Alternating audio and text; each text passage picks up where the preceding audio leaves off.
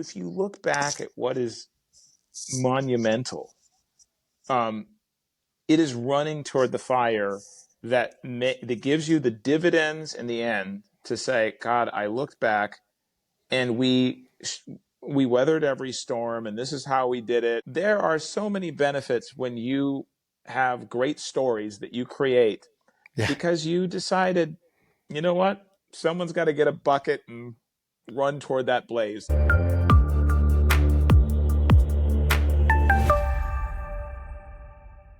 Welcome back, everybody, to SmarterUmedia, where we guarantee to make you smarter in 2 minutes, or we'll give you your time back. But there will be no rebates today because we know today is going to land. We have with us Adam Pliska, who is CEO of the World Poker Tour for 15 some odd years. He runs the company that I started. Adam and I have done things in business and in life as best friends for years, longer than I can remember, actually. We've done everything from navigating public markets, public and private, all the way to being sued for antitrust. And that's how you know you're successful. When they sue you for antitrust. Adam Pliska, welcome to SmarterUmedia, brother. Well, thanks, Steve. I am excited to be here and happy to be here. If for anything else, we will have to try to be disciplined and not go off on crazy stories that would make 2 minutes into 22 hours. But we'll I'm make very happy to be here. We'll make you smarter in 2 minutes, but we're not going to stop talking because our lifelong dialogue is not going to end today. And we'll just keep going, right? All right. Chicken timer's ready. It's got 2 minutes on it, looking right there, ready to go. So you're going to make me smarter in 2 minutes, Adam Pliska. You've been doing it all my life. So let's try it again. Let's go. All right. So I think the premise that I would start out by saying is that this idea that you're going to get better and better at what you do, and eventually you're going to be the best in your field, is a bit of a myth. Because what really happens in life is that you start out in the world of competency. And it is, you start out trying to make yourself better at what you're doing, trying to make yourself the best, maybe in your field, in your area. But the reward for that is that you get to graduate into a coterie of other people who are just like you. And so at that point, you need to take this world of which you have been spending your life getting better and getting better. And you got to break the chain that says, I just need to be the best person. And you need to bring your uniqueness to the table. Because the process goes, first you get better, first you get great at what you're doing, but then you better be unique. You better bring some diversity to the table. You know, Steve, you and I were both lawyers, and we know that despite the bad rep that people get from lawyers, that there are many very bright people in this profession. And they go out and they graduate and they become lawyers, and people are like, that is impressive. But that doesn't necessarily mean that they end up having profound careers. It's the ones that bring something unique, something else to the table. And there are mechanisms in which we can do that. Those are the people that find true success. Wow. Wow. Okay, you have 7 seconds left, 7 seconds to spare. So, I mean, the success right here, how unique is it that you left 10 seconds for all of you to have for the rest of the day? Adam Pliska saved you 10 seconds. That's unique and wonderful. Right. I will yield to the moderator my 10 seconds. I will yield the rest of my time to the good senator from wherever. That's great. And of course, everybody, life's busy. So if you need to go do your thing, take with you this powerful notion of the trajectory of life leading you from all that you do into what you are, which makes you unique. And so we're going to start there, Adam, and dive in because it leads to easy follow-up questions that have to do with how life really works. I love that you start us there. Because so often the stories as we tell them are curated in our own minds, in our own speech, and the way that we talk about who we are is so skewed from what really happens in life, which is we start out with this much understanding because that's what we have. And we work within that and hope we can have it do this, right? It's that Yeah, opening up that has brought you and me into worlds we never imagined we'd be in. that's Start right. back in this space. How do you think you can, if you can today, remember what that felt like or looked like in your starting point for your career? Yeah. Well, and I know we share this because we've discussed it Yeah. in different ways over the years. But uh, coming from a relatively modest background, do you remember what it felt like to think of those people? Oh my God! If you only got a bachelor's degree, right? If you Yes. only got a bachelor, those people changed the world. Oh, if you only got that job where you get in and you get into the entertainment industry, if you only get that, then you're Mm-hmm. set. Then you're in rarefied air. If you only became a lawyer at a big law school, if you only got into a big law firm, if you Right. only had the chance to go public, if you and each time you get hit by the same lesson that as soon as you get in, that now you're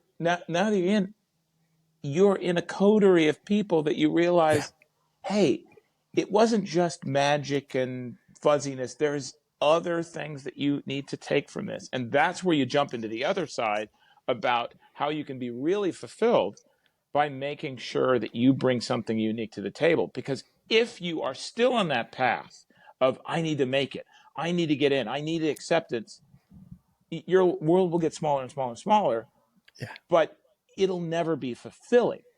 I look what you did um, in this world of bringing a company public, and no one had brought a poker company public. That didn't even make sense back then. Mm-mm. It's strange for anyone, Yeah. but um, it, the but there was many people who brought companies public, and there's Right. many people who sold an idea, and there's Right. many people, very few, but there are many people who do that. And you could say I got into each one of those clubs each time, and I checked the box.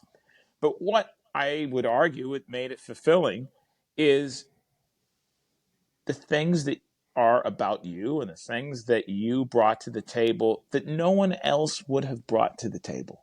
Yeah. It wasn't that you Yeah. became the best Right. going public person or the Yeah. best, most efficient business, is that you then, once you were in the circle, that you brought something that was authentic to you.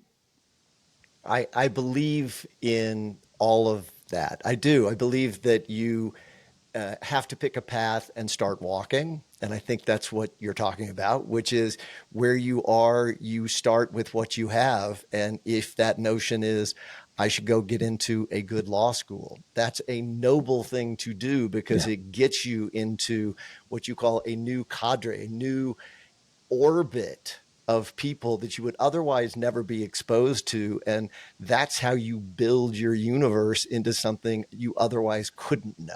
Right. So that's you right. do that and your own uniqueness goes with you, whether you want it or not. And I'm not saying that's always good.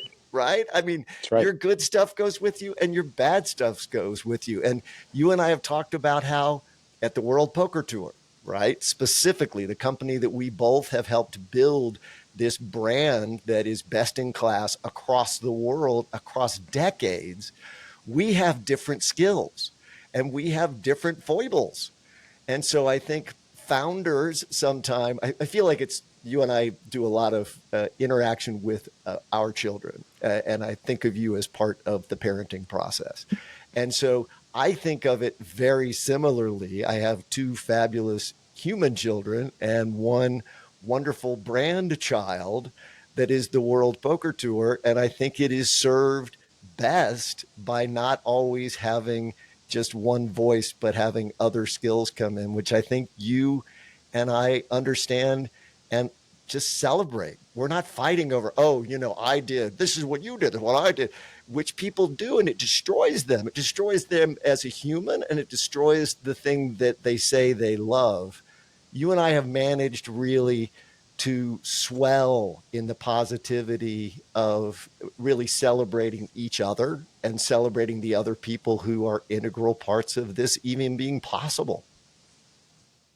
Yeah, it reminds me that that Charlie Munger said of, all of the seven deadly sins, that envy was the stupidest because it was the one that was least fun.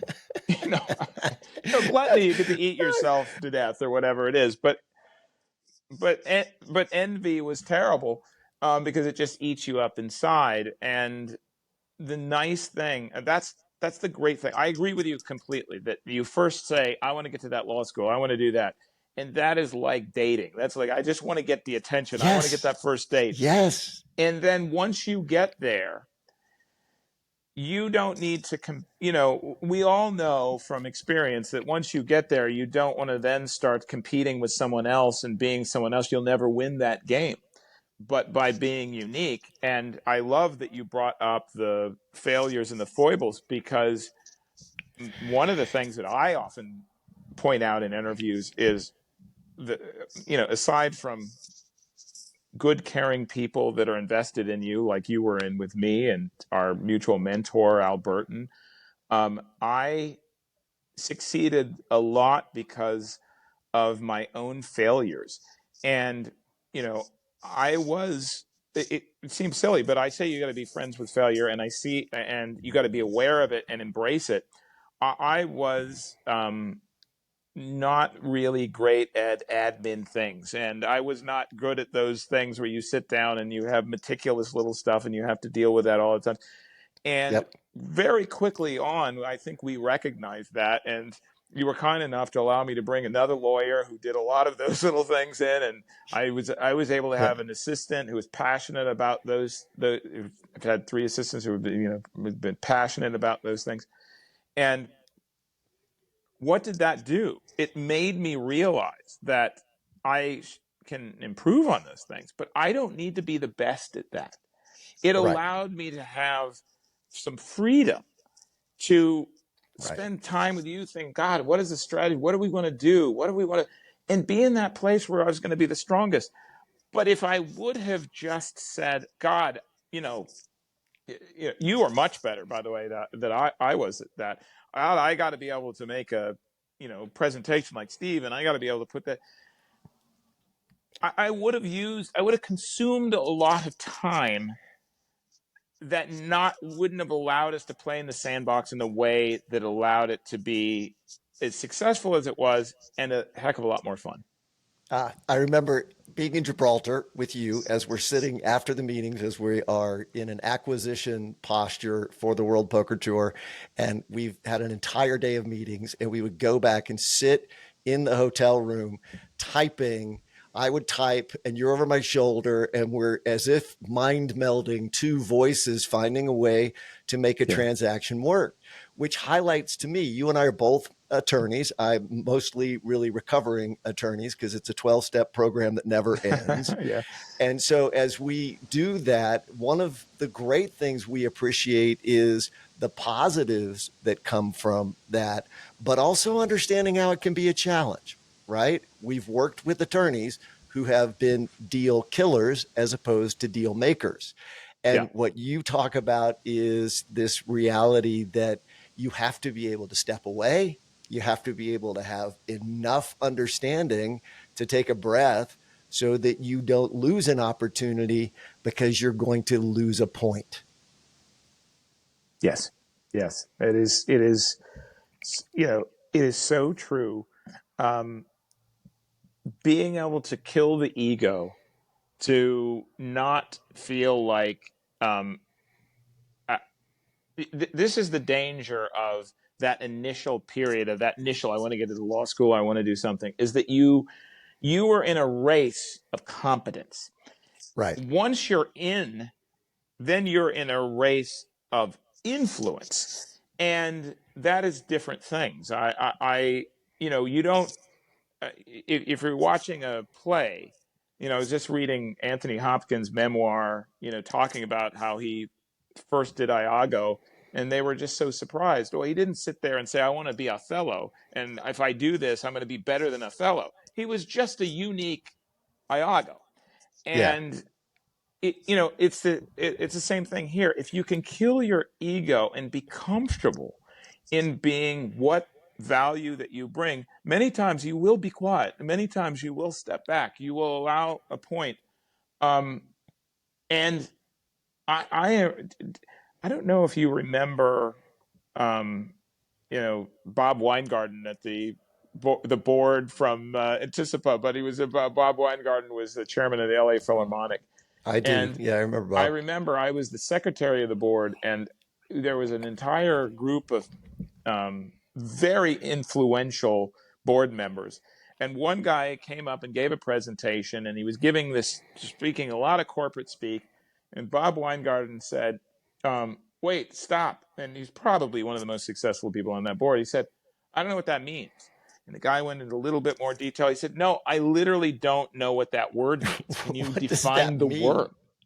And Yeah. I had never seen at that point, it was just so stunning to me to see an executive go, Yeah. "Look, I don't know the definitions of a word. Like, you need to explain to me what this business word means." Right. That's okay. That is okay, because that is how, you don't have to win every point to make influence, to make true influence in Yeah. a project.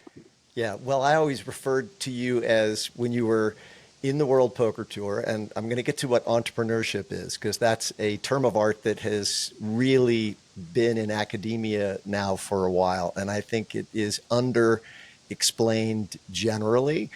But when you were general counsel at the World Poker Tour, I often referred to you as a deal maker, not a deal killer, because Yeah. we were all trying to ask the questions, and we learned from Lyle Berman, who was the chairman of our board and the guy really behind the funding of the World Poker Tour, so many lessons, like not having your emotions in the middle of it and really just answering the question whether you could make a deal. And that allowed us to make lots of deals.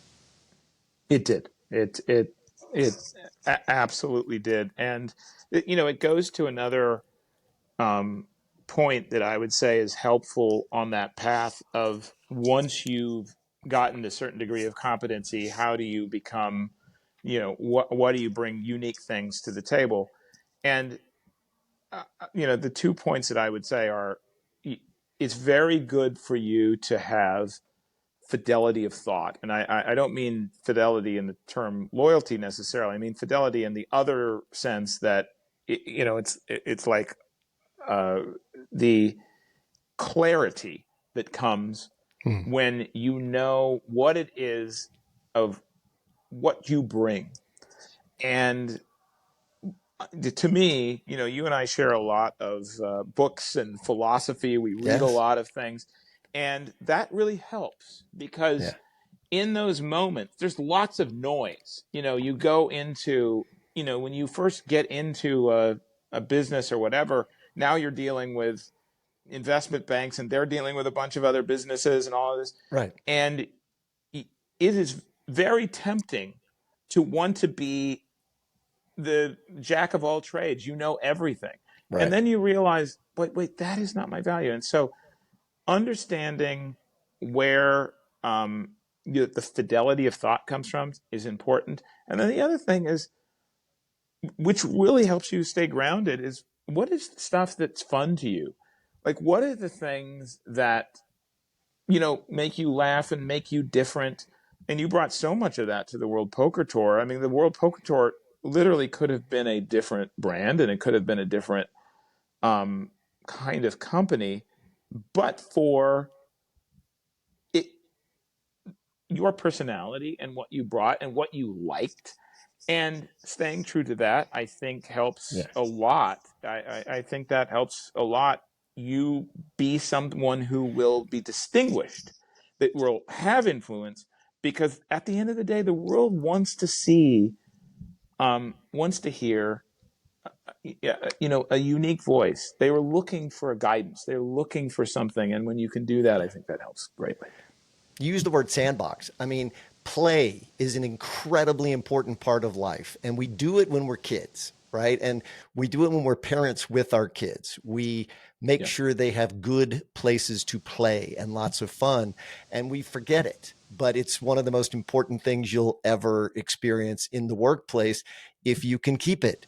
And you and I both refer to the early years of the World Poker Tour as Camelot, because it felt like this magic experience of people working together and playing together in the sandbox in order to create something. And if you ever dare to or find yourself there, don't forget to experience and enjoy the moment, because it matters to enjoy the moment.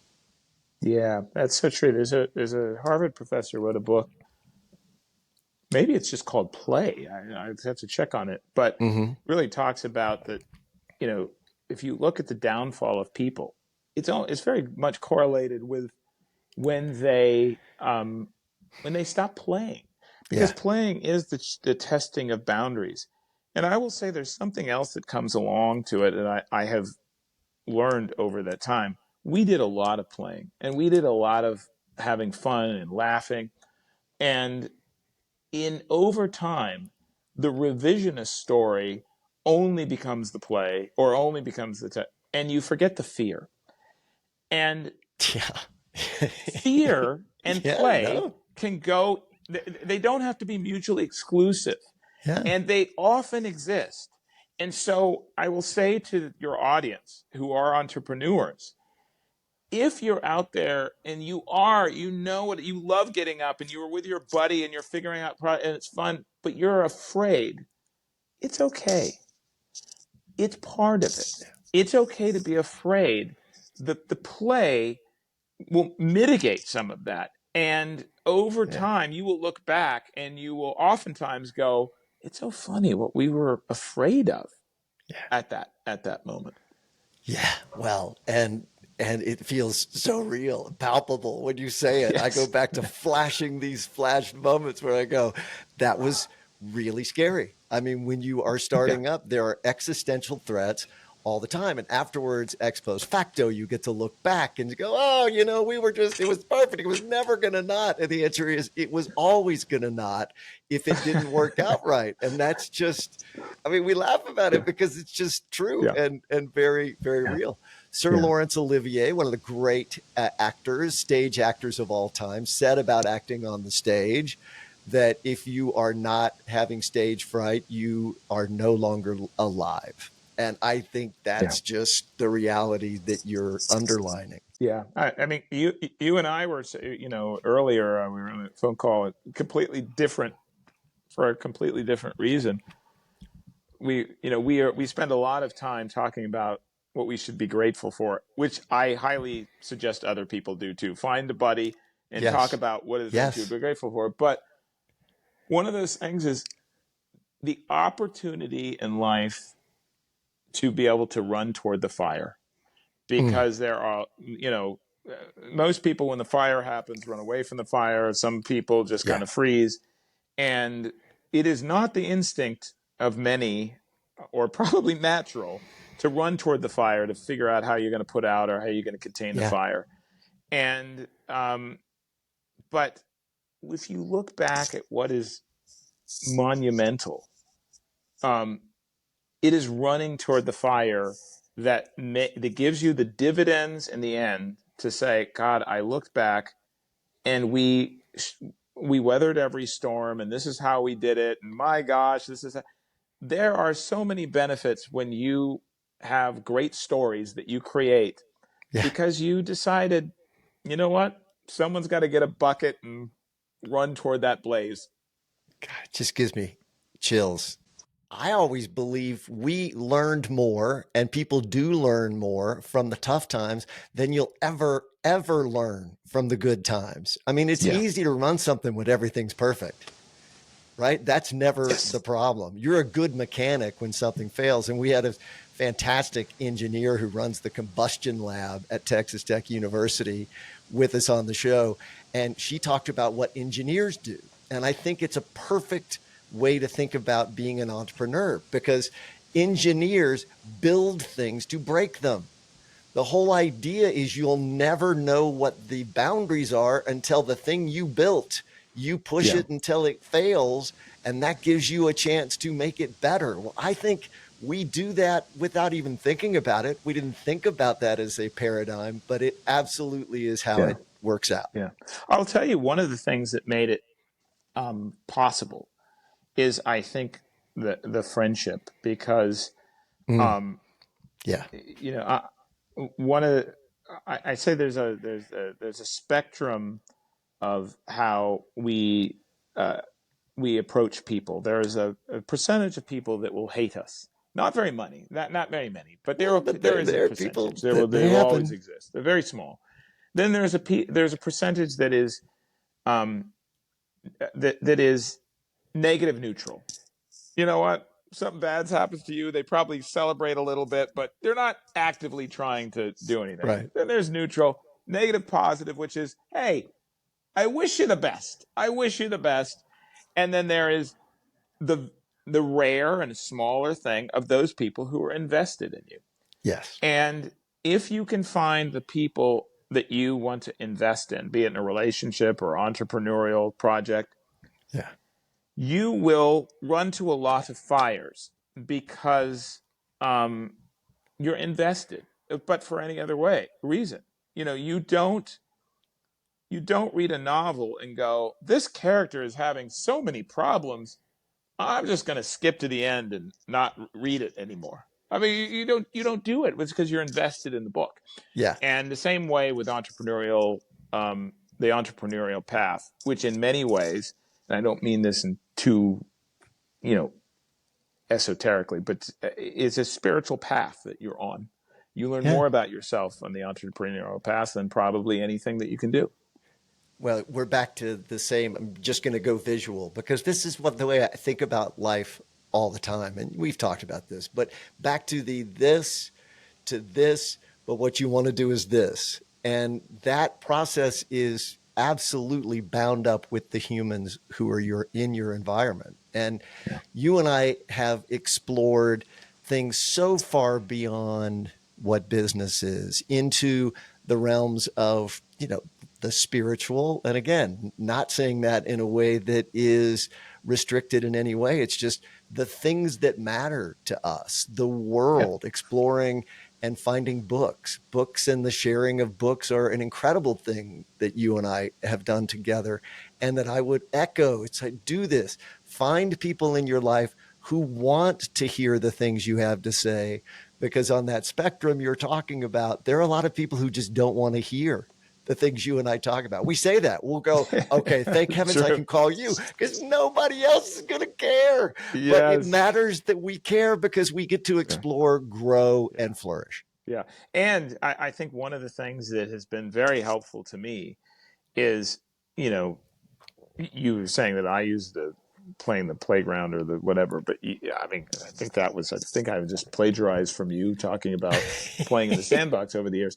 Yeah. Is the sandbox, it is a place where sometimes you go and you play that you're the king, and sometimes you get to play that you're the Right. athlete or whatever it is. Right. And all of these things allow you to try out things in a way that, if what you said was what your thoughts were bad at the end, they didn't play out, or if they were ridiculous, you were not hesitant to try them out because you found someone it was safe. And it is so important. I mean, over the years, I'm sure that we have just explored so many things that, in retrospect, if we could look at the transcript of those things, The ones we don't it, talk about. yeah, it's silly, Of but course. it didn't feel bad. It felt like you could Yes. say it. Now, if we were in a different place, and this I do think is very important to your audience, because Yeah. especially when you're building a business, if you get corporate too fast, if you get formal too fast, people will only want to give you the idea that sounds as if it meets the corporate idea of what's Yes. perfect. And that's what's happening right now with, large language models right now, right? I just saw a video that talks about, if you ask a large language model to show you a watch or wine, it will say it's 10 past 10, and the wine is glass is half full, because that is mostly how wine and that is mostly how watches are presented.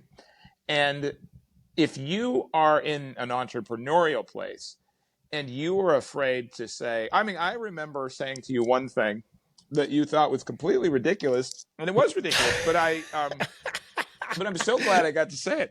I said, God, I think we could combine WWF. I don't know if you remember this, but I remember this. Yeah, we could combine the World Wrestling Foundation with WPT, and we could create these characters that were like these characters that when they play or whatever.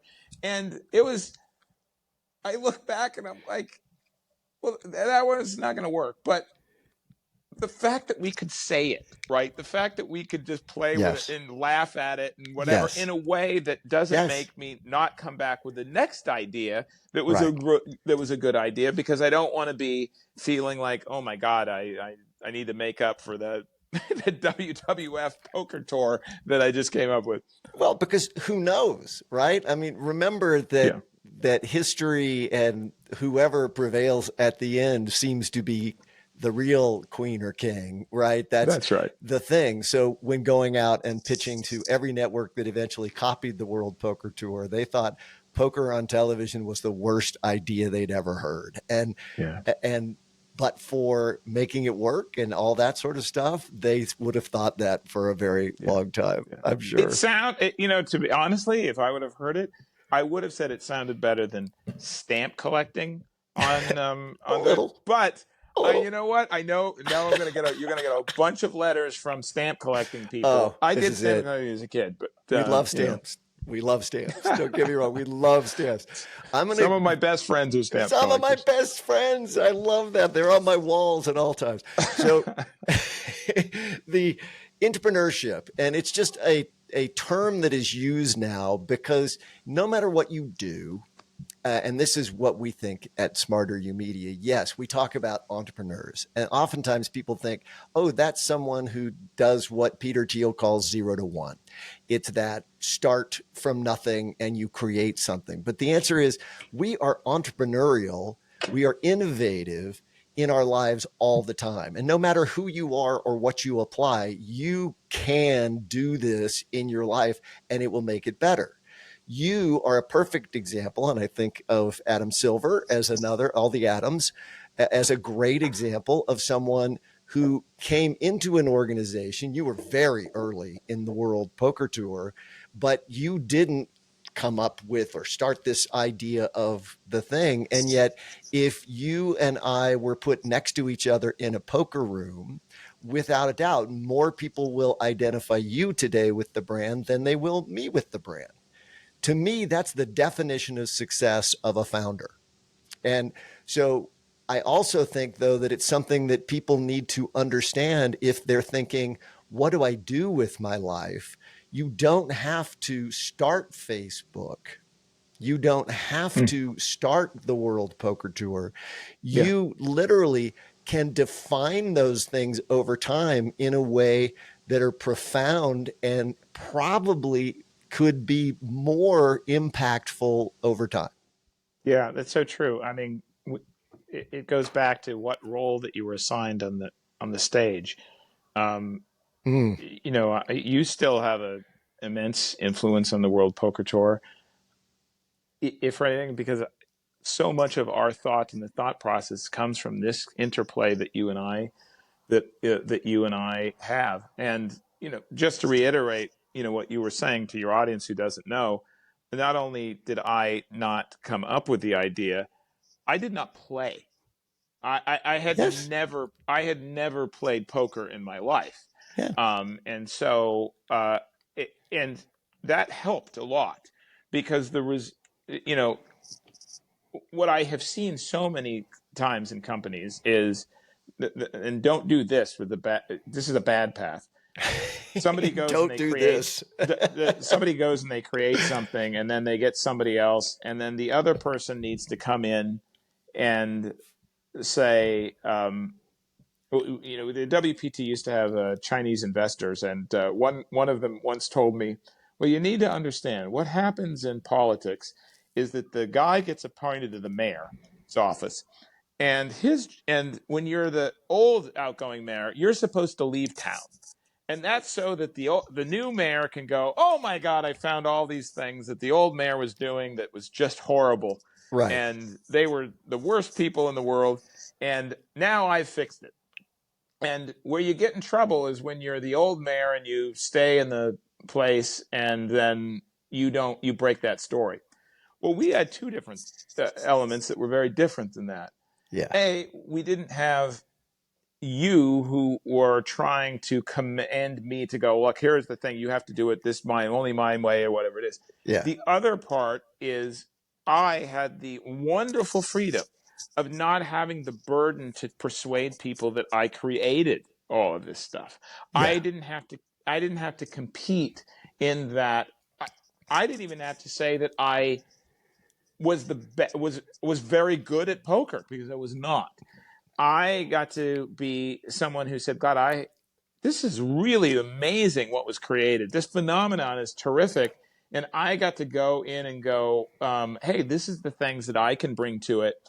And the result is we continue to play those roles on the stage, Yeah. and they're in harmony.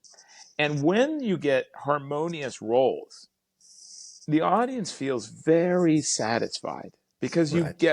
where things go haywire is when Iago starts to then say Othello's lines. Yeah. Well, I love that you go back to Anthony Hopkins. And, by the way, I would play the bad guy role in that anytime. That's one of the best Anytime. roles in Yes. all theater. But I love that that we attach to that, because I think honoring history. So this is a brand thing. And you and I both know the World Poker Tour is a brand that has had people who care about it since day one.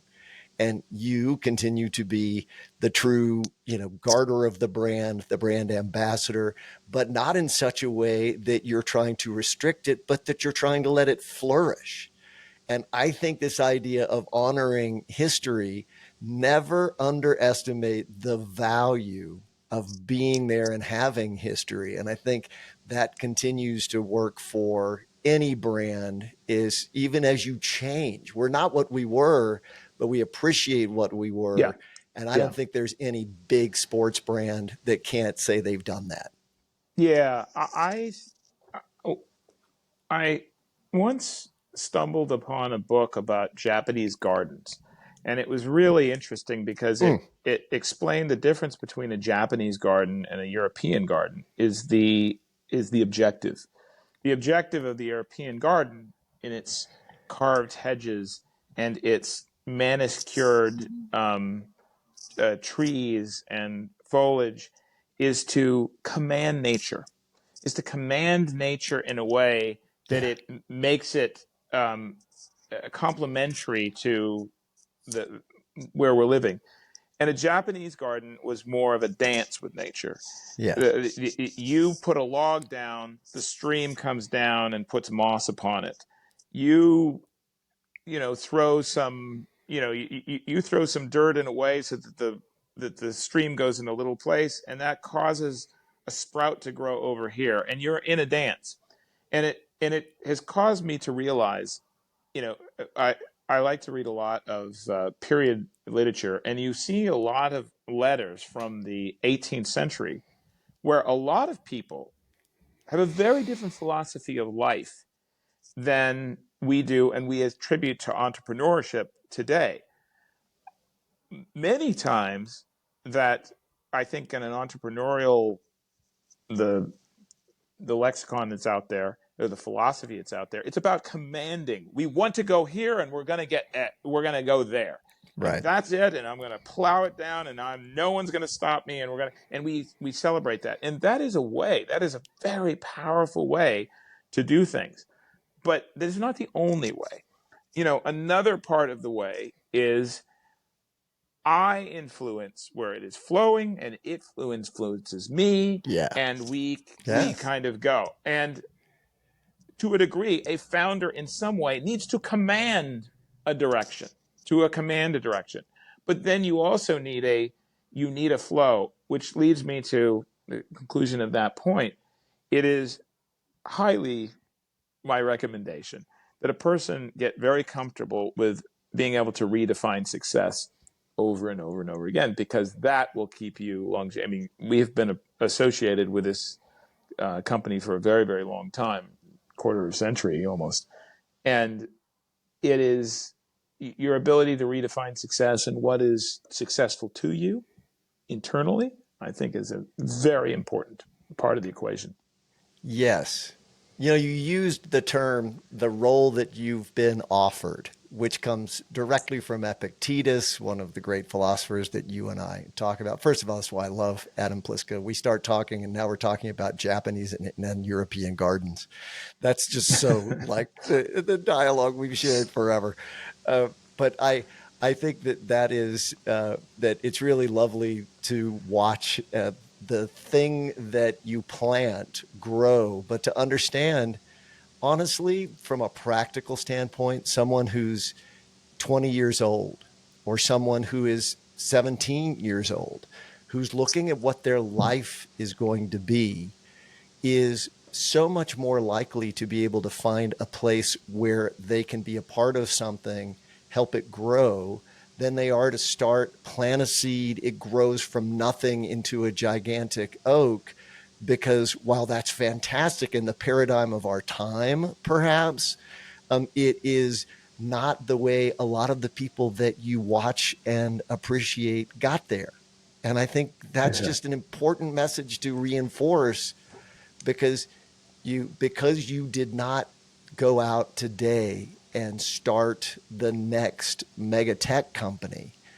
You will have an important part to play in our world, in your world, and you will grow from those experiences into things you never could imagine.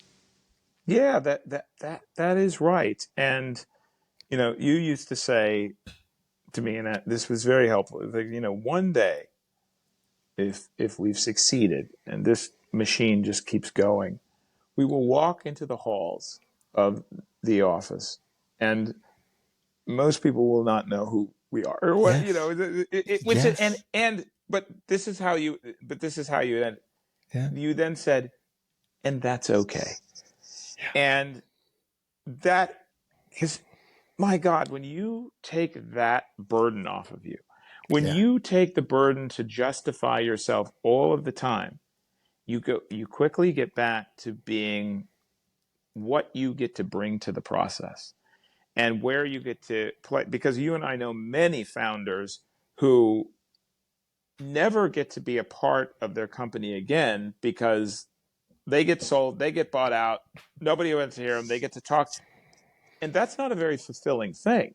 Now, Yeah. you've been that's not that with you. You're still such an important part of this, in part because, you know, we have a balance. Um, but to suggest that you will not have a meaningful role because you weren't the guy who said, "Oh my God!" And we also know a lot of people who, they claim to be founders, and they did not. They that was a more, let's just say, it was a more complex story than they said that it was. Right? That they Right. were. There's a Right. lot of people who go, "Oh, I did this." Every success has many parents, and every failure is an orphan. And um, you got to just disassociate from that stuff and justifying, because one day people won't care. One day you get a certain age or whatever, people Yeah. don't care. What they will care is, it is, like the Maya Angelou thing. It's how you make people feel. They do care about that. They care about what you bring and what you've brought to that. That will be meaningful, and more importantly, it'll be meaningful to you, because if you can sleep at night going, "Hey," um, now I'm going to quote Jimmy Stewart, who I just love the quote, which is, Are he you going to do says it you with the can't. voice? Come on, give me the voice. He says, well, you can't take away the dances you've already danced, That's right. and that to me Yeah. is, um,